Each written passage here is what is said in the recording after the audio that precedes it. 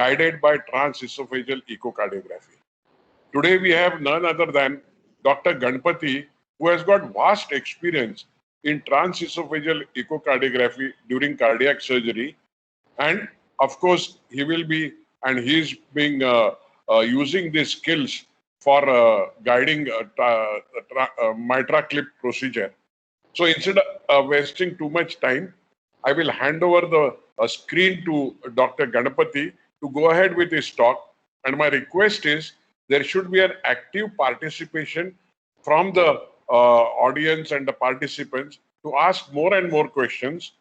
We may or may not be able to answer all the questions, but the participation is more important than the basic lecture also. Dr. Ganapathi, can you please go ahead? Sure, sir. Sure, sir. Can you hear me, sir? Yes, please. Yeah, I'm started sharing my screen.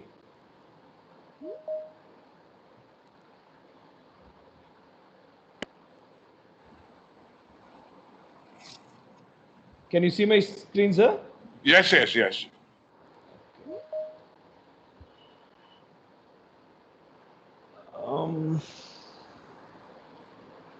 I'm not able to see the content. 1 second. We can see your screen. Okay, sir. Now, can you see the screen, sir? Yes, please. Okay, sir. Okay, sir.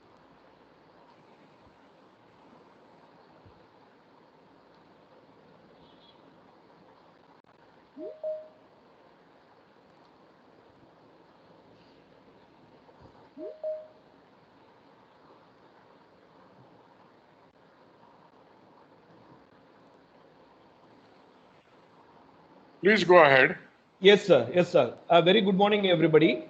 I am Dr. Ganapathi from Apollo Hospital, Chennai. I'm going to talk on Mitraclip and the echocardiography. Can you hear me, sir? Loud and clear. Yeah.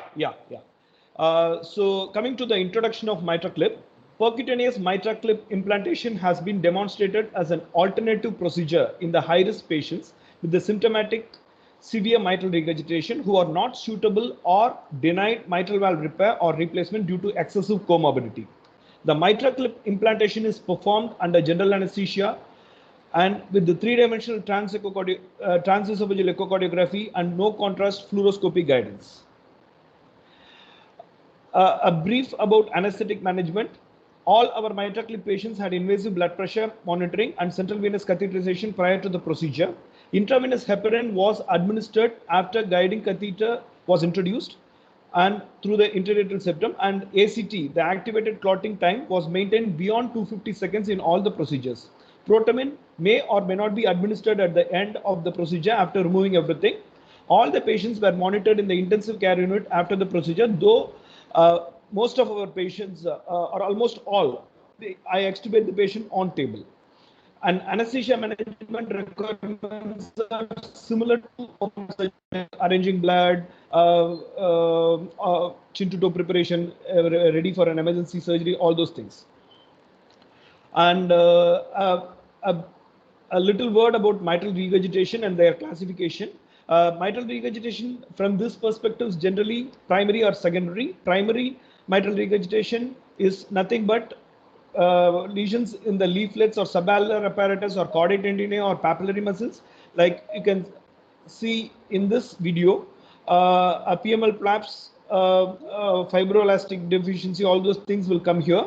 And secondary MR is due to left ventricular dilatation, like our ischemic MR, the leaflet tethering, mitral annular dilatation, or incomplete coaptation of the mitral valve due to tethering, all those things. And now I'm going to put a small video on pathophysiology of MR on the perspective of primary and secondary. The heart is one of the most important organs in the body. Working Can you hear the voice, sir? The human cardiovascular system to function. The heart has 4 chambers. Yes, sir. The right and left atria, and the lower left and right ventricles. In a healthy heart, blood flows in one direction through the heart's chambers. Delicate tissue-like structures called valves function to ensure unidirectional blood flow within. The heart has 4 such valves, which regulate direction of the blood flow. The mitral valve separates the left atrium from the left ventricle and is made up of two thin flexible flaps called leaflets.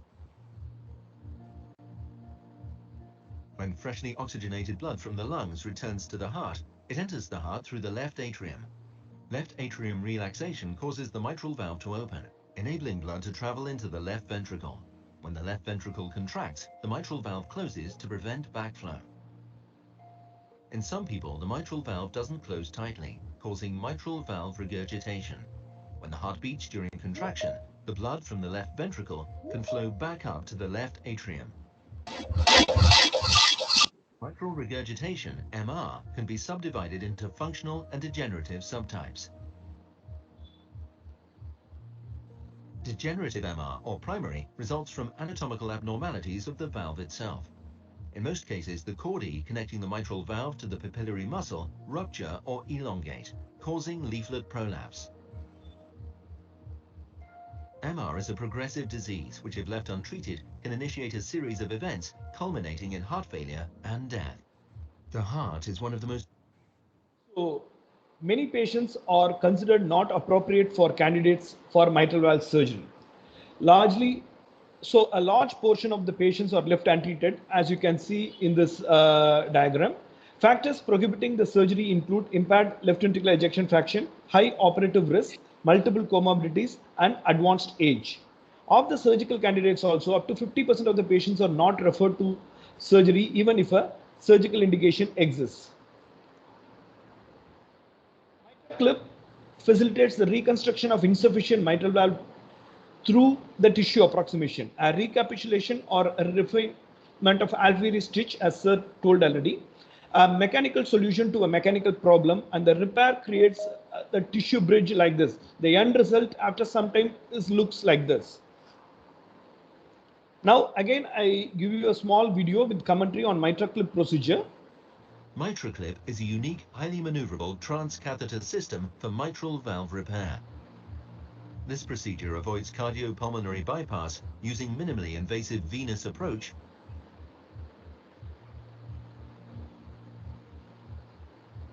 and transseptal puncture to gain access to the left atrium. Mitraclip's steerable guide catheter is introduced over a previously placed guide wire. The dilator is used to gradually advance the guide into the left atrium, and the guide wire and dilator removed. The clip delivery system is advanced into the left atrium, positioning the clip above the regurgitant jet and perpendicular to the mitral valve plane. Inside the left atrium, the clip arms are opened to 180 degrees and positioned perpendicular to the line of coaptation before crossing into the left ventricle. The clip is advanced into the left ventricle below the valve leaflets and retracted to grasp the leaflets. Mitraclip grippers are designed to drop firmly into the clip arms, securely capturing both leaflets. Once the arms are closed, they create a double orifice within the mitral valve. Prior to clip deployment, echocardiographic imaging is used to assess procedural efficiency and leaflet capture. Prior to deployment, the Mitraclip can be released and repositioned for optimal MR reduction. Once achieved, the clip is released and the full system retracted. In most cases, the transseptal puncture reseals itself and tissue ingrowth between the clip arms increases, facilitated by the polyester clip covering, which promotes healing to create a fibrous tissue bridge between the leaflets.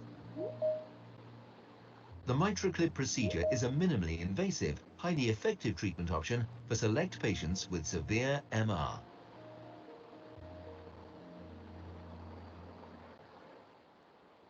So that's the video. And coming to indication of Mitraclip, first after the realism study, which is nothing but a real-world expanded multi-center study of the Mitraclip system in 2013, the FDA approved the Mitraclip for primary MR only. Then came the COAPT study, which is nothing but cardiovascular outcomes assessment of the Mitraclip percutaneous therapy for heart failure patients with functional mitral regurgitation. So then the FDA approved Mitraclip system for the secondary MR only. Currently, the Mitraclip is the only percutaneous technology effective in both functional and degenerative MR.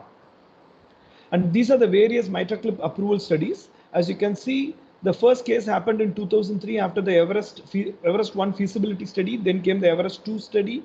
Then after the realism study, the FDA has approved in 2013 for the degenerative MR for the Mitraclip. Then after the COAPT study, the FDA approved Mitraclip for the secondary MR also in 2019. And then came the expand study for the next generation Mitraclip systems.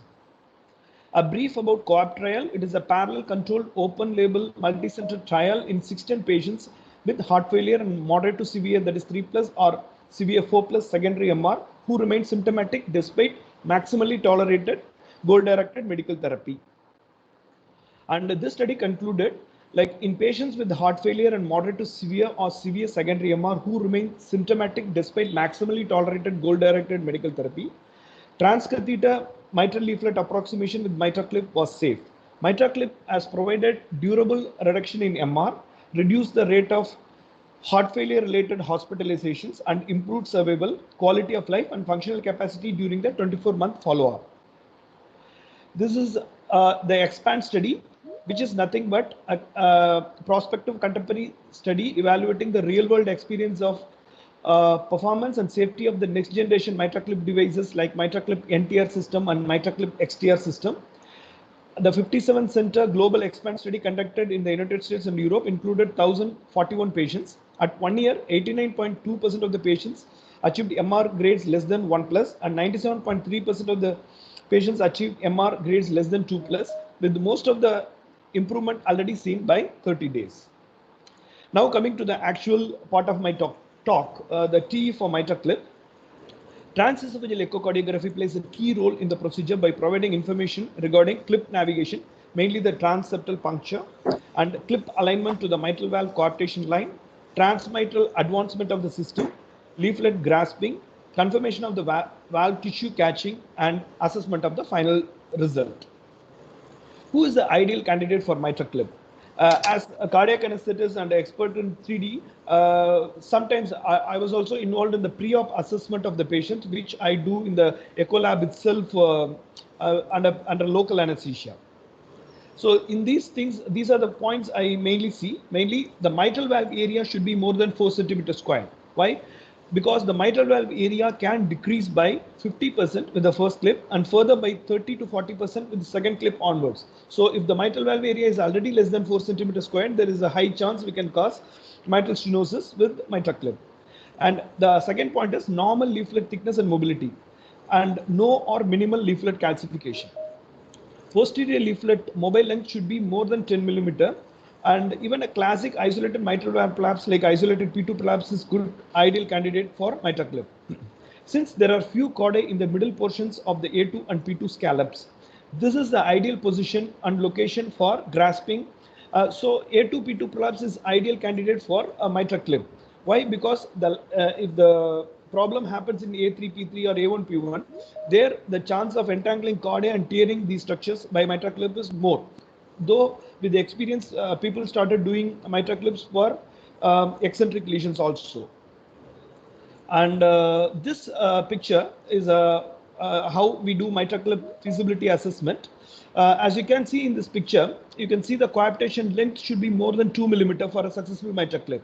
And in this, you can see the coaptation depth, which we usually measure for the ischemic MR. It should be less than 11 millimeter. 11 millimeter, and also the flail gap.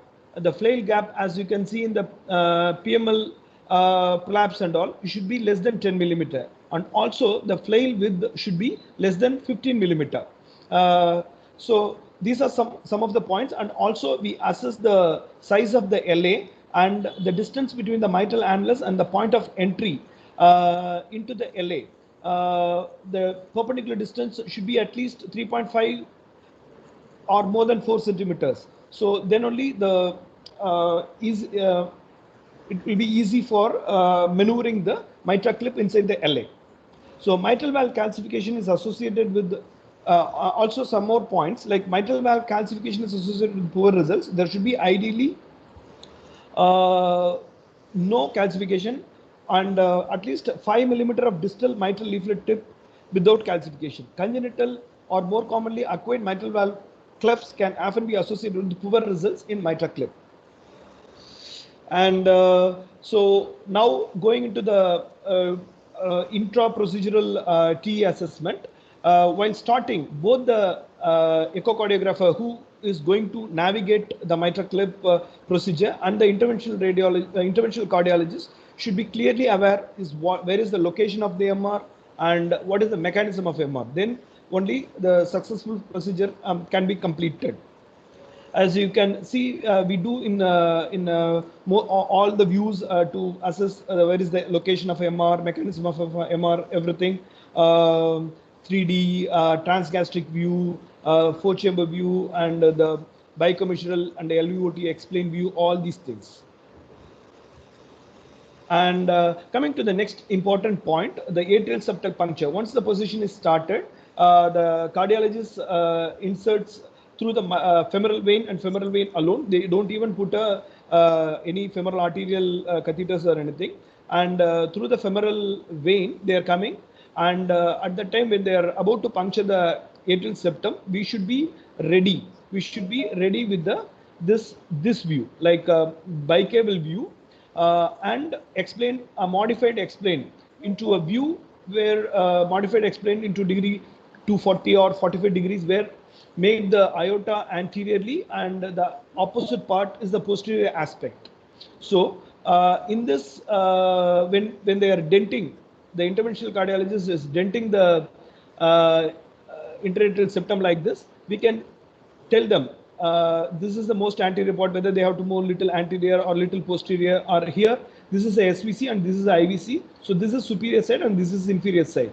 So where we have to puncture a superior and posterior septal puncture site of the thin part of the septum of the fossa ovalis. We should not go into the thick part of the septum. That is very important. And once they are denting like this in the most posterior and superior part of the fossa ovalis or thin part of the interatrial septum, then we have to go into the 4-chamber view like this. And from where they are denting, you draw a line like this and draw a parallel line across the mitral annular plane like this. Then the perpendicular distance should be more than 4 centimeters in case of a degenerative MR, and at least 3 to 4 centimeters in case of secondary MR like ischemic MR, apical tethering and all. And this is after the puncture, the needle, after the puncture into the transatrial septum, the catheter is passed into the LA, and we have to completely navigate. Once the delivery system sheath is in the left atrium, TE should be used to help avoid contact with the left atrial free valve, because sometimes once they puncture directly, that direction can go and injure the left atrial free valve. So the guide wire is positioned into the left upper pulmonary vein. That is also very important, because the guide wire should not be parked in the left atrial appendage or somewhere, because the perforation chances are more. And now 2 wires are passed. It is optional because the other wire is used for monitoring the LA pressure, and the first wire is used for navigating the Mitraclip system. This you can see the catheter in the 3D. And in this, after dilating, the steerable guiding catheter is inserted into the left atrium. A point about the steerable guiding catheter is the end of the steerable guiding catheter, as you can see the end, and this is the fluoroscopy view of that. So you can see the end like this as a double thing like that, and it has to be 1 centimeter within the interatrial septum. It should not be more, it should not be less. If it is less, it can come out easily. So we have to make sure it is always inside the interatrial septum, at least 1 centimeter. If it is too much inside, then the chance of injury, and it will be difficult for steering the Mitraclip. And now the Mitraclip is getting inserted into the steerable guiding catheter, then directing into the LA. Here, when they are doing like that, we have to make sure we are constantly seeing it. So it should not go into the left upper pulmonary vein or left atrial appendage. So it has to come just above the mitral valve. And now once after this view, we have to go alternate between the explained mitral commissural, bicommissural and LVOT view and the 3D zoom to navigate the system or finer adjustments of the system. As you can see in this the mitral commisural view, that is approximately 60-degree mid-esophageal view, used to display the medial to lateral plane of the mitral valve, and mitral long axis view identifies the anterior posterior plane of the mitral valve.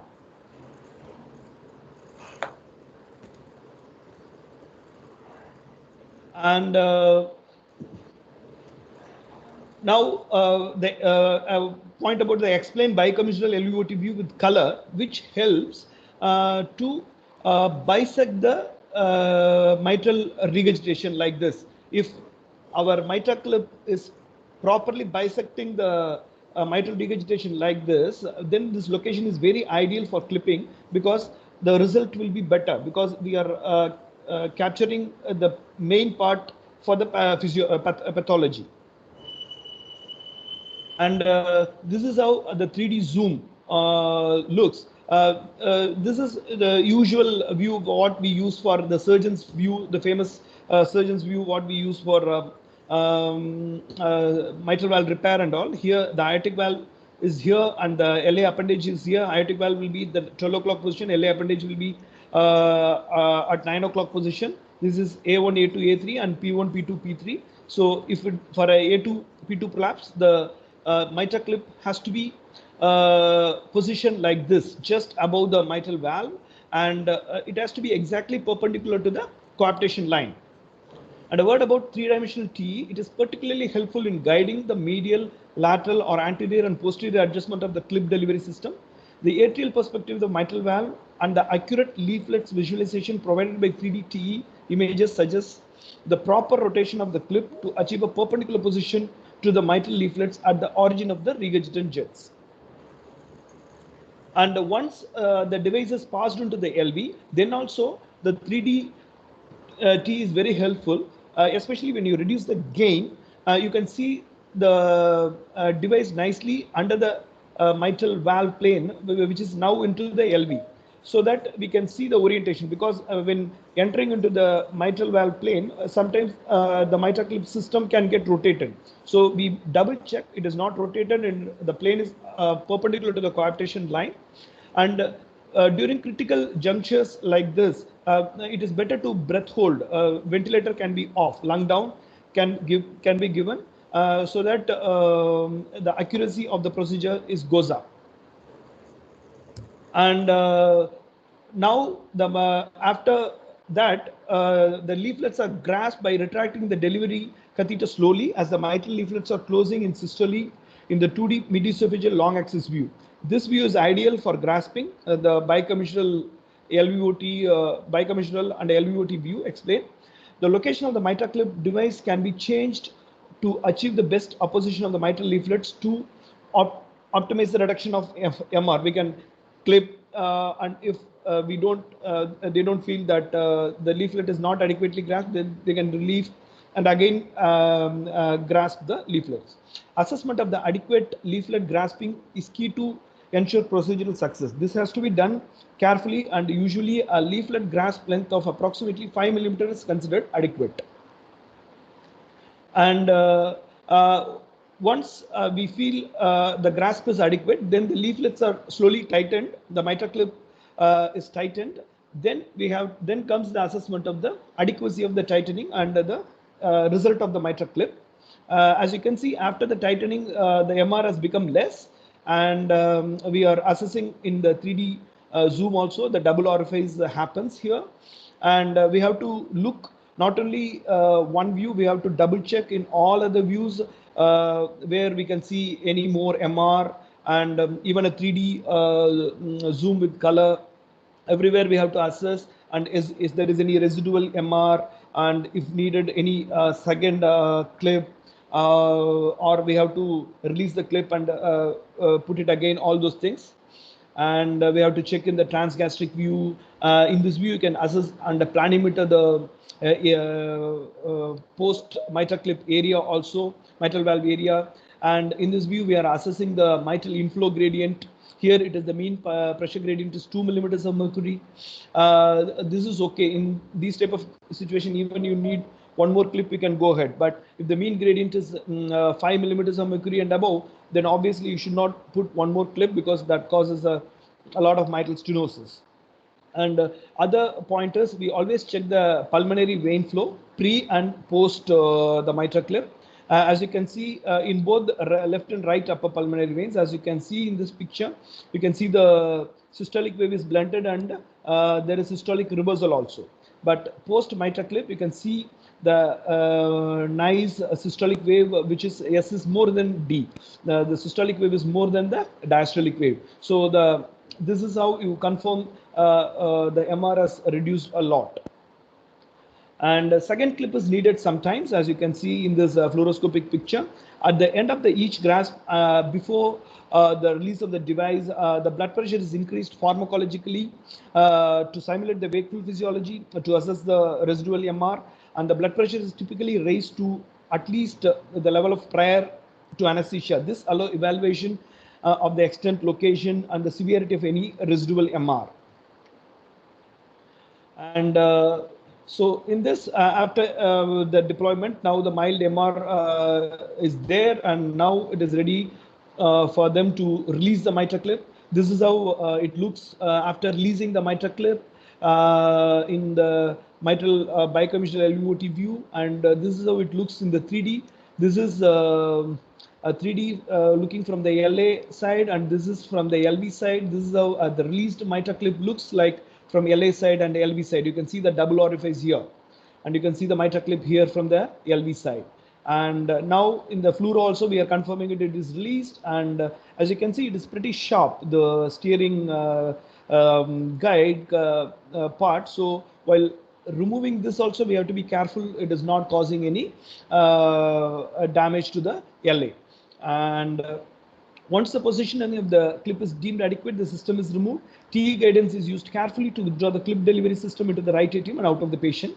The guide catheter is then removed with the femoral punctures and are percutaneously repaired. The femoral vein puncture is percutaneously repaired with the ProGlide sutures.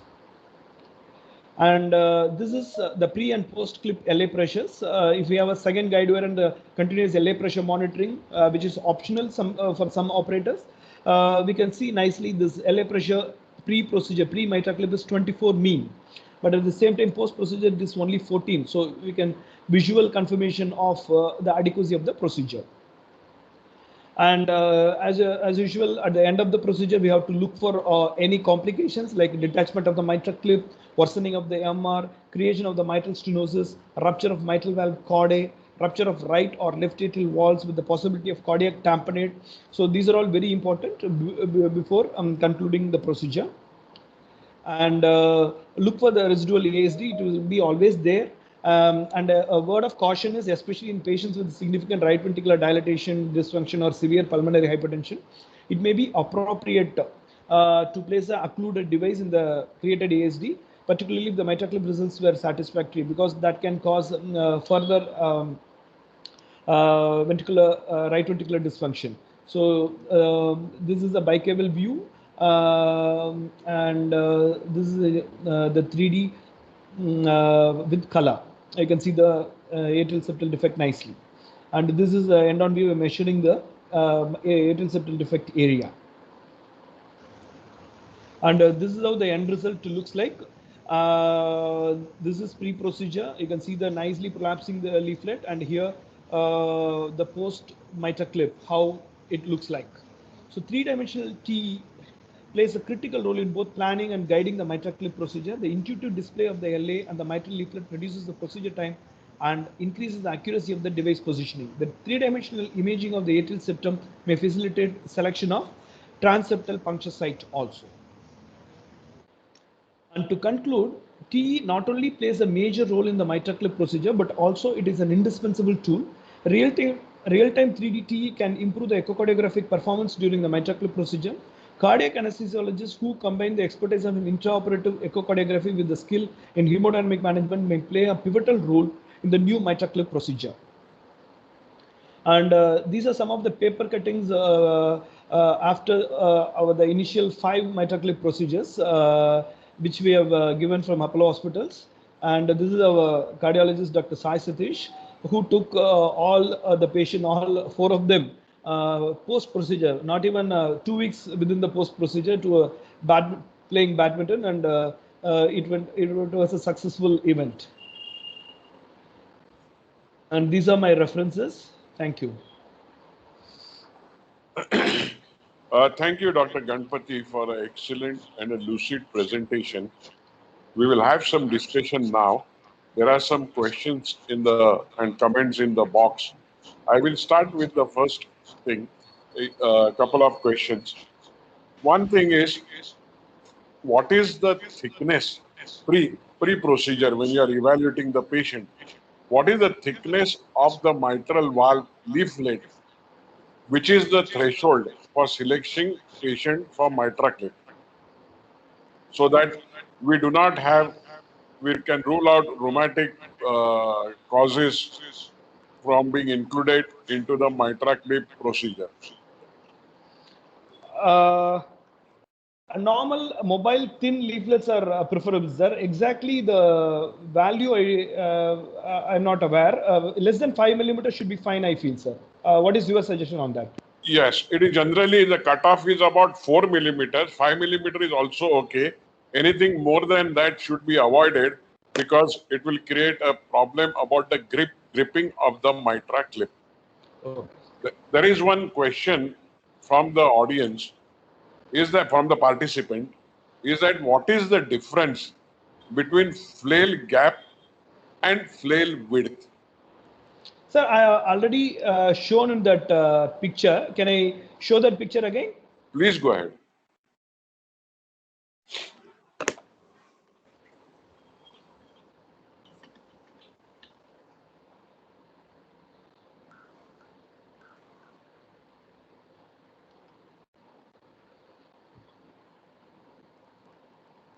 Sir, as you can see in this picture. Yes. I think this is very important to understand how to get a good result of Mitraclip. Go ahead, please.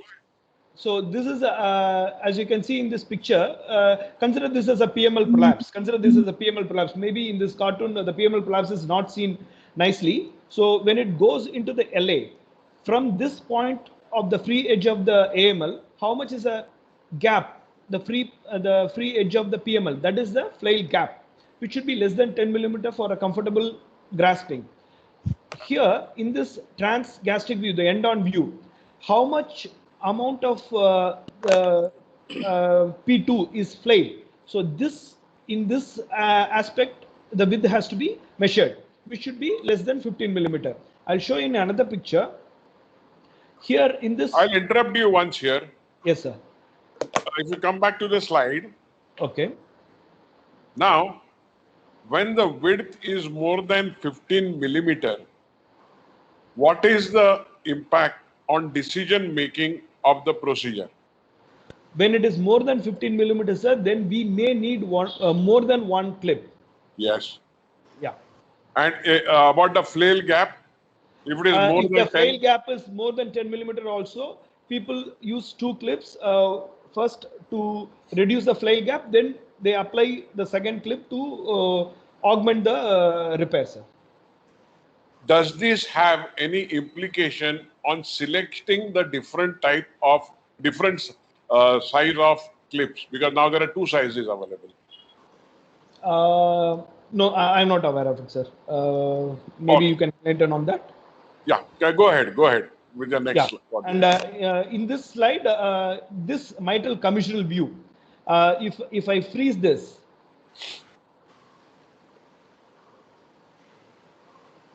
you can see this width. You freeze this and measure the end to end of this P2 prolapse. That is the flail width. Okay, and in this view, you freeze it and measure the distance between the free edge of the PML and the free edge of the AML. That is the flail gap. That's it. Beautiful, beautiful. Second thing,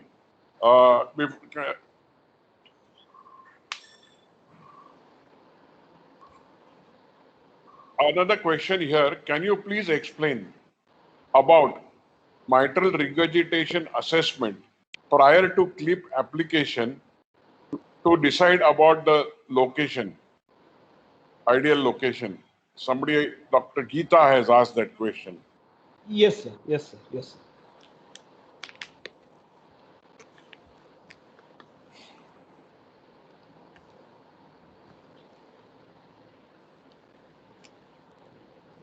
Hello?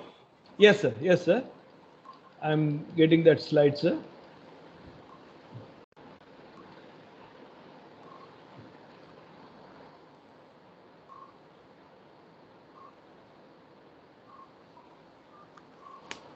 Yeah.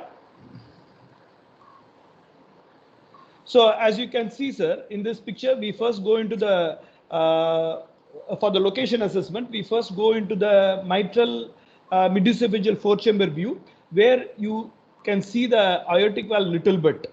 That is this is A1 and this is the P1. If we insert the same probe little bit so that the mitral, the aortic valve disappears in that picture in the proper four-chamber view, we see A2, P2.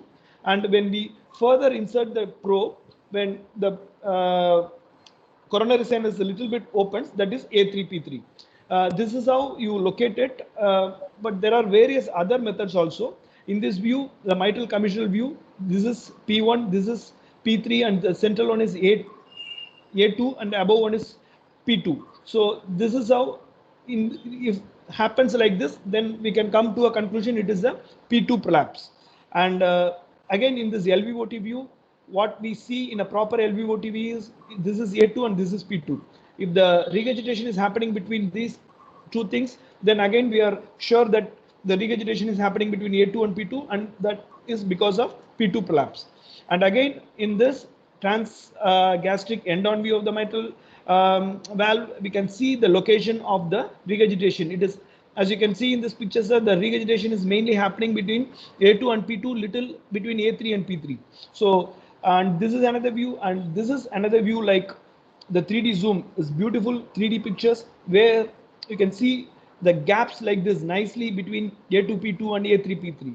This is how we locate the regurgitation and the mechanism of it from that.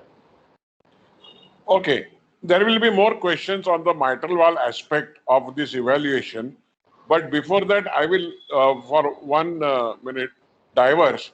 You have mentioned at a particular point where the, on the TE, where the interatrial septal is supposed to be punctured.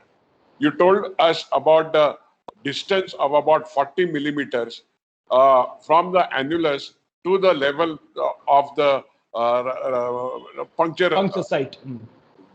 Why is that 40 millimeter important, and what is the implication of that on the procedure?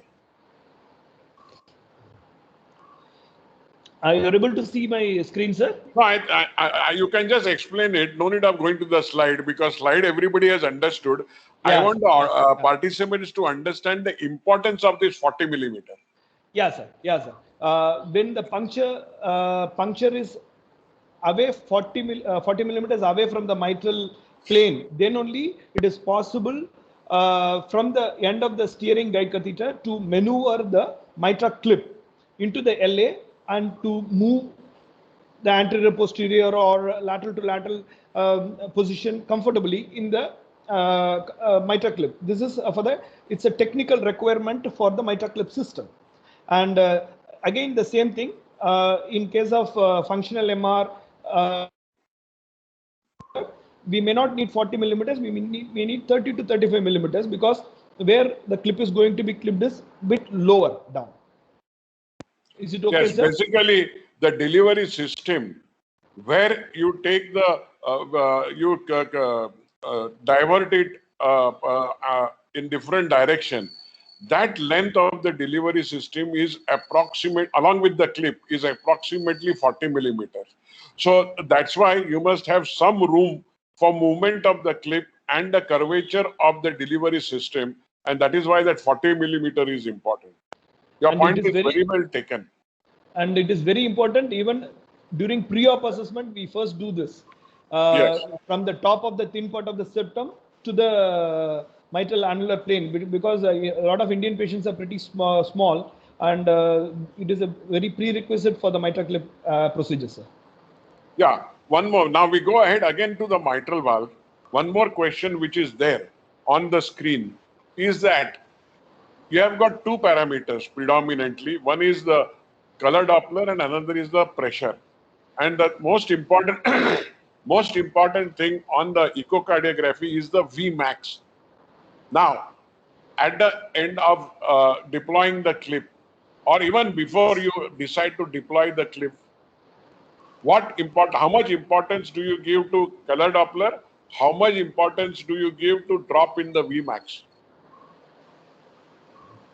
That is the reversal on the pulmonary venous side. Yeah.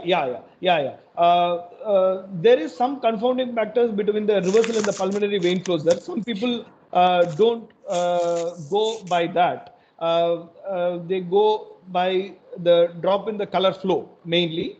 But I personally feel when we have a baseline pulmonary vein flow pattern and seeing everything together, that will give a point, like drop in LA pressure, the reversal in the systolic reversal disappearing, and reduction in the color flow. All those things has to be taken in conclusion so that we come to a decision, sir.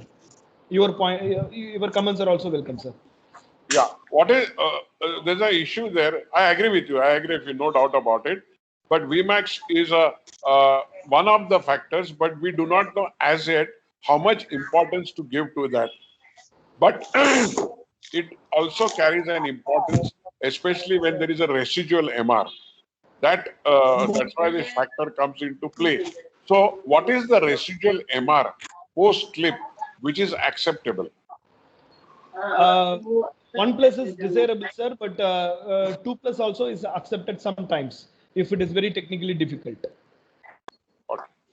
There is one question: did you use adenosine anytime during the procedure? No, sir. No. I don't know the implication of that question, so I am also not aware. No.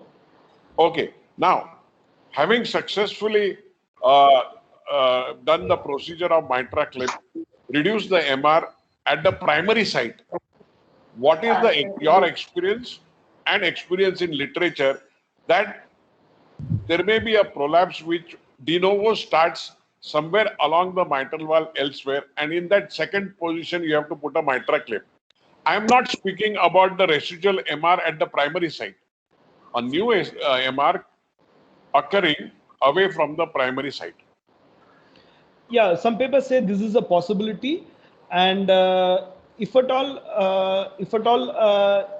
then we have to go by the significance of that residual MR only. So as it is a residual MR, and if it is significant, it has to be clipped. But again, we have to see all the parameters, like as I told, the mitral inflow gradient. If it is more than 5 millimeters of mercury, then the mean gradient, then we have no option to accept it, because we will cause, if I apply more clips, we will cause more stenosis. Yes. Okay, one last question from my side, and then we will wait for some comments from the participants.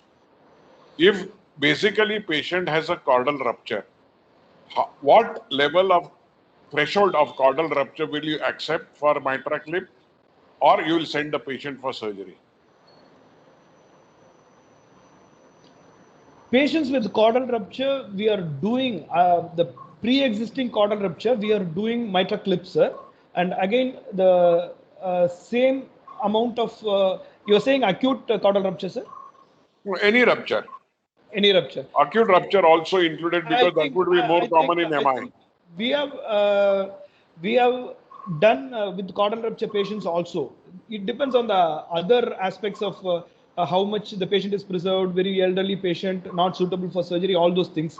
So depending upon that only, we have to decide on surgery or Mitraclip, sir. That is my humble opinion. What is your comment on that, sir? I would agree with you.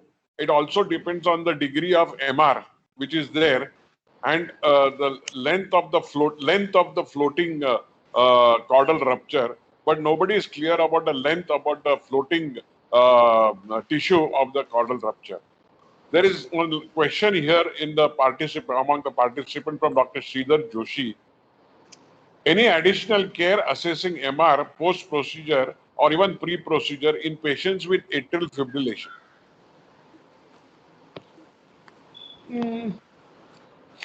Nothing as of such, sir. Whichever, when there is a different irregular rhythm, we have to assess 2-3 times and average it out. That's it.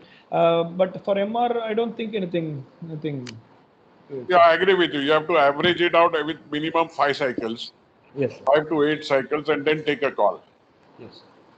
I don't think there are any more questions. For any discussion. Dr. Muralidhar, shall we conclude or you have to make any further comments?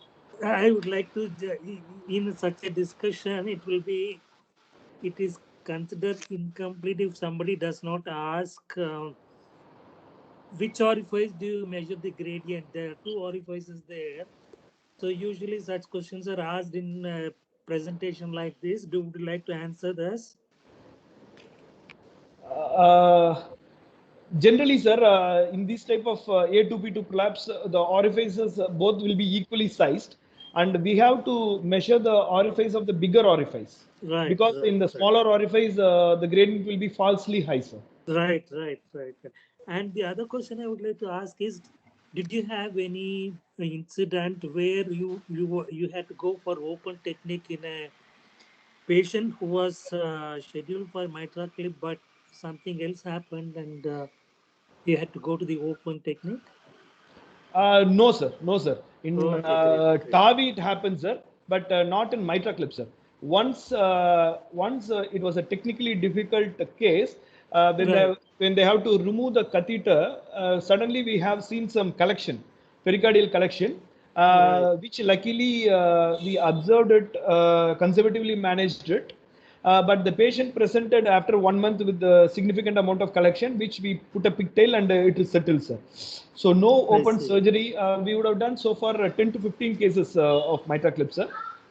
So far no incidence of converting to open surgery as an emergency procedure. That's right. Thank you for that excellent presentation. Any other burning questions are there? Yes, sir. There is one question from Marcos L. Pratt. Yes. What's your protocol for pre-op T evaluation for Mitraclip? More interested in anesthesia part. Is it plain local viscous lincocaine or TIVA used concurrently? No, the question of TIVA doesn't come here, sir. It is only for TAVI. There is an argument, mild sedation, TAVI or GA is good or not. Here, we have to give GA because of the one and only part is the TE. Nobody will tolerate a TE for 3 hours or 2 hours without GA, sir. GA is a prerequisite. No question about it. For the safety purpose, we conduct it like as a cardiac surgery, like I arrange 2 points PRCs, chin to toe preparation, everything. We put art line, central line before starting. All the inotropes will be on board. So I'm sure you do it in the hybrid lab. We don't have a hybrid lab, sir. We do it in cath lab, but with all the everything. Right. Hello. Yes, Yes, sir. Good morning, sir. Come on. Yes. Sir, what is this one in case of ischemic MR? Though it's considered both organic and functional, what is the criteria in severe ischemic MR, sir, for mitral clip? 1, 2 is generally when the patients undergo mitral clip, what is the anticoagulation protocol? Whether needs anticoagulation or not? 2. Third one is low puncture site of puncturing the septum. It will help in a giant LA for the negotiation of the catheter to enter into the LV. It will help, sir. Low puncture site, 30 mm. No, it was discussed earlier, no, sir. For that, yes, it also help in a low, especially the morphology, the shape of this one will change the direction. So it might help. My question is, in ischemic MR, what all in the severe MR, what all the this one criteria for mitral clip. Other one is if the patients later, suddenly if the patient undergoes develop severe MS while putting the clip, what you are supposed to do, whether needs emergency surgery or will be removed, any facility is there to remove this one, sir? Yes, sir. Yes, sir. Coming to your question number one, the ischemic MR part, the there is I understand, sir. There is a controversy which has to be decided as a severe MR in ischemic MR because more than 0.2 centimeter squared regurgitant orifice area should be considered as severe. But again, there is a lot of controversy in that, and people again saying more than 0.4 only should be considered severe. So there comes the cardiologist aspect, how significant is the lesion, how symptomatic the lesion, then we have to go ahead, sir. It is again a gray area. But of late, the studies are coming, we have to consider more than 0.4 only as severe MR in that context. And coming to anticoagulation, we generally give heparin 1 mg per kg, sir, 1 to 1.5 mg per kg.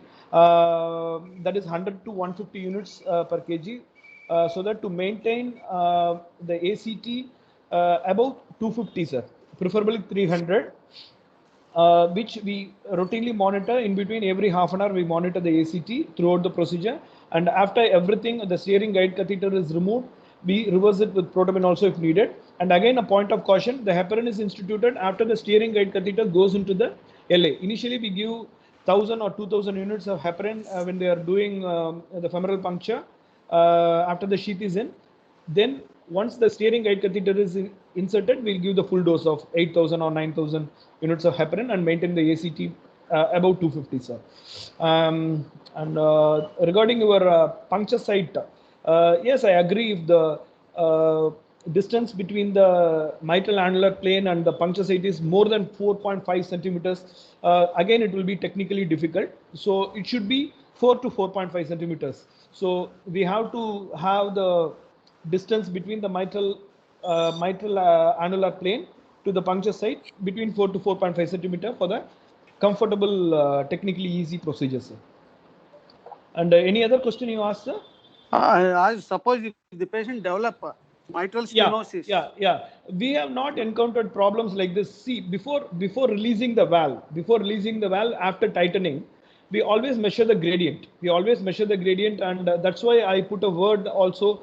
Pharmacologically, it is better to increase the pressure by giving some frenin or ephedrine to the pre-op levels like 160 millimeters of mercury of systolic pressure, and then measure the gradient.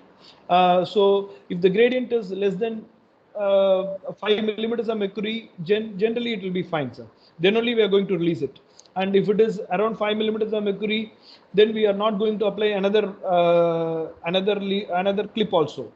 So generally this problem should not happen.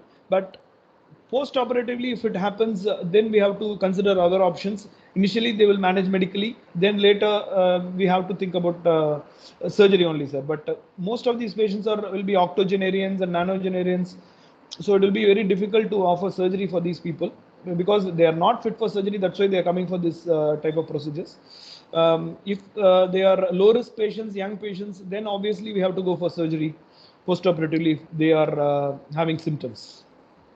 But once you release, before you release the clip, you are checking all the hemodynamics to see that the LA pressure has not increased. In fact, it decreases after the clip before the clip deployment. And that itself is an accepted standard. And if at all you land up with a mitral stenosis, it will be few years down the line rather than on the table, because there are enough indicators of stenosis occurring after Mitraclip on the table. So I don't think that is a primary concern. Whether the post-operative in future, after when once the patients undergo mitral clip, anticoagulation is needed, sir, or no need of anticoagulation? Oh, anticoagulation post-procedure. He is asking about anticoagulation post-procedure, sir. I don't think it is needed, sir. What is your point on that? Clip. No, I think it is required only in patients who have got atrial fibrillation, which is as a part of atrial fibrillation. but it is not mandatory for patients who are in normal sinus rhythm. Maybe for the initial 3 months, they put the patient on low dose aspirin, sir. Is it so? Yes, for 6 months. But as it is, most of these patients would be on aspirins because of associated coronary artery disease. No, though not mandatory, but yes, for approximately 6 months. But no serious anticoagulation unless the patient has got atrial arrhythmias. Thank Dr. you, sir. Uday Kanolkar, thank you so much, and Ganapathi, thank you for the wonderful presentation. Dr. Uday, we learned a lot from your discussion and the presentation. On behalf of the Forum of Cardiac Anesthesiologists, I would like to thank you for joining us. Thank you, sir. And I'm really happy that this was a very valuable session we had. Thank you so much. We'll meet you again next Sunday, same time at 9 a.m. for another session of TE. Thank you so much. Thank you, Ganapathi. Thank you, sir. Thank you very much. Thank you for the opportunity. all the Thank you, sir. participants for your active involvement in this program. Thank you. Thank you very much. Thank Have a you. nice day. Thank you. Thank you, Dr. Ganapathi sir. Thank you, Uday sir, and thank you, Muralidhar sir, and all the attendees. Tomorrow we will be having FCA classes, Forum of Cardiac Anesthesia. The updated schedule will be communicated over the WhatsApp group. I request you kindly follow the same. Thank you. Happy Sunday.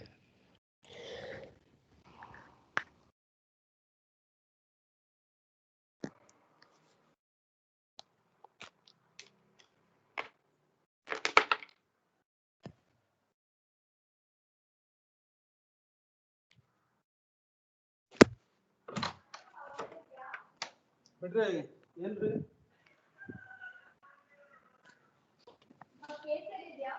morning.